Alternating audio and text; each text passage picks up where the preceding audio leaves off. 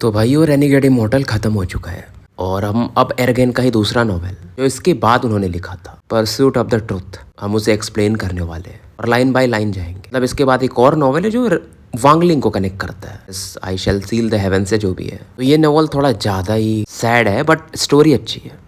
तो स्टोरी के शुरुआत में जो ऑथर है उन्होंने एक्सप्लेन किया है कि देखो यार, जो मो वर्ल्ड है, चाइनीज वर्ल्ड है मो, उसका देखो एक्चुअल मीनिंग डेविल नहीं होता है, लेकिन इंग्लिश में वैसा कोई वर्ड ही नहीं है तो इन्होंने डेविल ही बोला है उसको। फिर सेम चीज इन्होंने फिर आई शैल सील द हेवंस में भी मतलब डेविल ही यूज किया है। ये ऑथर ने पहले एक्सप्लेन कर दिया है। तो स्टोरी के शुरुआत में एक आवाज सुनाई देती काला काला करके। एग्जैक्ट साउंड क्या था किसी को नहीं पता। मानो ये साउंड बॉडी को तो पेनिट्रेट कर ही सकती थी, सोल को भी पार कर सकती थी और ठंडी से कपकपा देती थी। मौसम ऐसा था, ठंडी हवाओं का झोंका चल रहा था, मानो आप हिमालय में बैठे हो और हवा एक नृत्य कर रही हो, डांस कर रही हो। और रात भी नहीं हुआ था, ये ट्विलाइट था, मतलब वो संध्या काल जब सूर्यास्त भी हो रहा होता है और अंधेरा भी छा रहा होता है। और पास में जो शहर था उसे दिखाया जाता है। पुराने समय की बात है तो शहर में होता है एक बड़ा सा टावर होता है, तो वैसा एक जगह था। शेप इसका हेप्टागोन था। मैथ्स वाले बच्चे बताएंगे हेप्टागोन किसे कहते हैं, नहीं तो मैं फिर भी बता देता हूँ कि 7 डायमेंशंस होते हैं उसके। तो ये जो हवा का झोंका चल रहा था इस ऑल्टर के पास से भी गुजरता है, बिल्डिंग के पास से भी। एक आवाज आ रही थी मानो कि क्या अभी भी उम्मीद है,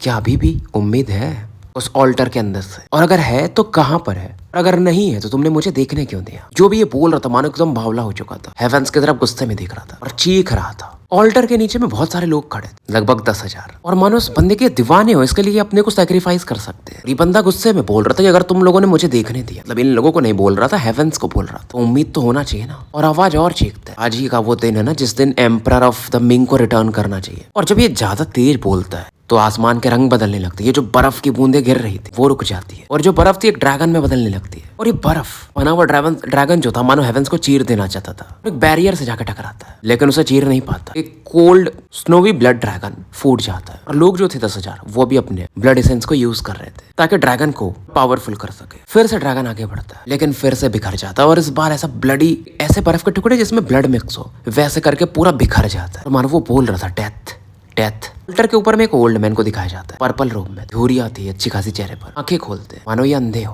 मतलब पलके तो उठा लेते हैं लेकिन आंखों में पुतलियां नहीं थी। और सामने में इनके एक व्हाइट लाइट चमक रहा था। हेवंस की तरफ देखकर ये कुछ कह रहे थे, यू को बोल देना कि मैंने अपना बेस्ट दिया। जब ये बोलते तो इनका राइट हैंड आगे बढ़ता है। इनके पास एक स्पाइन था, शायद जानवर का था, जिससे ये जो स्टोन स्लैब था उसे टच करता। एक साउंड काफी दूर तक ट्रैवल करता है। कुछ कह रहे थे कि मैं कोड डिवाइनर हूँ ग्रेट यू डायनेस्टी का, वो देख सकता हूँ जो तुम नहीं देख सकते, उम्मीद।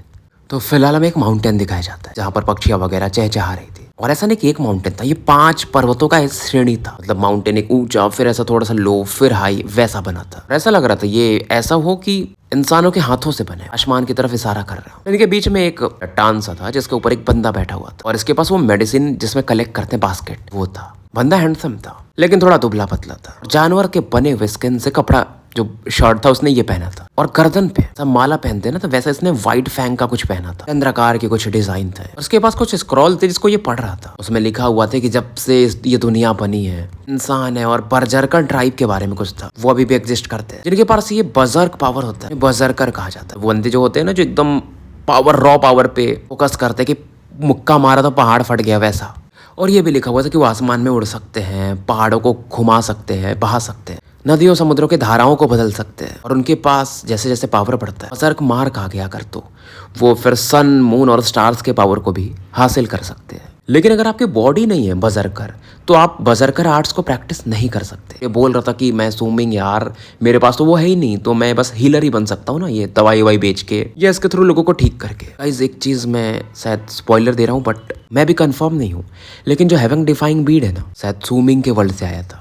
तो बंदा फिलहाल अपने ध्यान को भटकाता है, फालतू चीजें क्यों सोच रहा हूँ जब बॉडी ही नहीं है वैसी। तो अब स्क्रॉल में जो दुनिया लिखी हुई थी कि आसमान गोल है और पृथ्वी का कोई अंत नहीं है, कोई बाउंड्री नहीं, इन चीजों को ये समझ रहा था। इधर बादल काले होने लगते हैं, मौसम थोड़ा सा ह्यूमिड हो रहा था। जब ये ऐसा देखता तो सोचता यार एल्डर ने प्रेडिक्शन दिया था कि ऐसा दिन हो तो जो ड्रैगन का सलाइवा होता है, डार्क ड्रैगन सलाइवा, वो मिल सकता है। इसकी आंखों में एक उम्मीद था। बास्केट को पीठ पर लटका लेता है, चाइनीज ट्रेडिशन में अगर आपने देखा होगा, रस्सी पकड़ता पहाड़ के ऊपर जाने लगता है, मानो लंगूर के समान तेजी से बढ़ रहा था। बादल तेजी से फैल रहे थे और स्विमिंग तेजी से पहाड़ी के ऊपर चढ़ रहा था। और जब ये ऊपर पहुंच रहा था तो देखता है एक चट्टान को, थोड़ा ऑड था, मतलब नेचुरली बना था, अंदर से थोड़ा खोखला था। चट्टान के अंदर में कुछ थर जैसा दिख रहा था, इसलिए इस पर चढ़ना और मुश्किल हो रहा था, ज्यादा ही नुकीला था। फिर भी धीरे धीरे चढ़ जाता है। इधर अब बिजलियों की भी गड़गड़ाहट शुरू हो चुकी थी और पहाड़ के ऊपर रहोगे, मुझे पता आप लोग गए नहीं हो, लेकिन यार पहाड़ के ऊपर ना जब बारिश आती है या ये बिजलियां कड़कती है ज्यादा ही खतरनाक दिखती है। धीरे धीरे यहाँ पर वो बॉन्डर जैसा होने लगता है, हवा वो जो गोल गोल घूमता है ना, हवा एक बीस्ट हो, एक अलग आवाज भी आती है। वैसे में पेड़ के कुछ हिस्से तने कट के गिरने लगते हैं। सूमिंग यहाँ पर कैसे टिक सकता था? और अब बारिश भी शुरू हो जाती है, लेकिन सूमिंग एक रस्सी को जो कस के इसने बांधा था पहाड़ से किसी हिस्से में, उसको पकड़ के खड़ा था और अभी भी जो ऊपर में वो सीरियस चट्टान से दिख रहा था पर फोकस था। जो पहाड़ था ना, लंबा बारिश हो जाता है तो उसके अंदर से वो ब्लैक लिक्विड जैसा कुछ बाहर निकलने लगता है, पानी के साथ मिक्स हो रहा था तो नीचे गिरेगा ही। सूमिंग एक्साइटेड था। धीरे धीरे वो ब्लैक लिक्विड के बाद थोड़ा थोड़ा गोल्डन कलर भी आता। बॉटल तुरंत ही मुंह से खोलते। तो इसने क्या किया था देखो, बॉटल को मुंह में दबा के रखा, रस्सी तो इसने पकड़ के था दोनों हाथों से, बैलेंस बनाता है। लेफ्ट हैंड से रस्सी को पकड़, राइट हैंड से बॉटल लेकर लिक्विड लेने जाता है। स्विमिंग को इन चीजों में महारत थी, मतलब रस्सी लेकर ऐसा कूद जाना, थोड़ा मिलिट्री टाइप लौंडे ने ट्रेनिंग किया था बचपन से ही।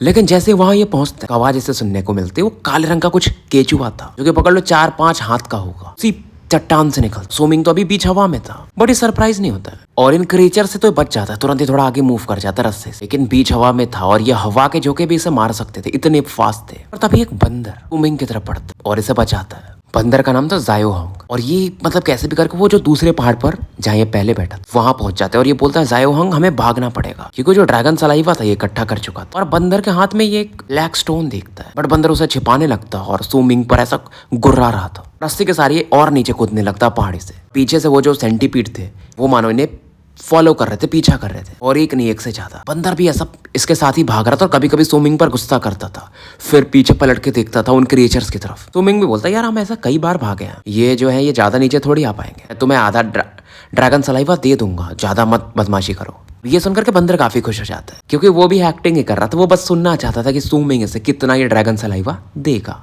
पहाड़ से तो दोनों परिचित थे तो काफी तेजी से नीचे आ जाते। होता भी वही है, वो जो क्रिएचर्स थे ज्यादा नीचे नहीं आ पाते और अपनी जगह वापस लौट जाते। और स्विमिंग जंगल में वापस आ चुका था नीचे में, जहां पर इसका ट्राइब रहता था। पसीने में ये डूबा हुआ था और बंदर जो था ना इससे थोड़ा सा नाटक कर रहा था, उसे और ज्यादा वो ड्रैगन सलाइवा चाहिए था। और बंदर काफी इंटेलिजेंट था। स्विमिंग को ये 3 साल पहले मिला था और बाद में ये बहुत अच्छे दोस्त बन गए। शुरुआत में थोड़ी नोकझोंक हुई थी जब ये मिले थे तो, और बंदर फिर वो जो ब्लैक स्टोन था वो दे देता है स्विमिंग को, जिसके बदले में स्विमिंग भी इसे थोड़ा सा और सलाइवा देता है और बंदर तुरंत ही इसे पी जाता है। काफी खुश था, डकार भी मारता है। तो फिलहाल स्टोरी यही समाप्त करते हैं, क्योंकि मुझे थोड़ा ये नॉवेल ज्यादा आगे तक पढ़ना पड़ेगा तो एक्सप्लेनेशन और बेटर हो जाएगा। मिलते हैं फिर कल एक नए वीडियो के साथ।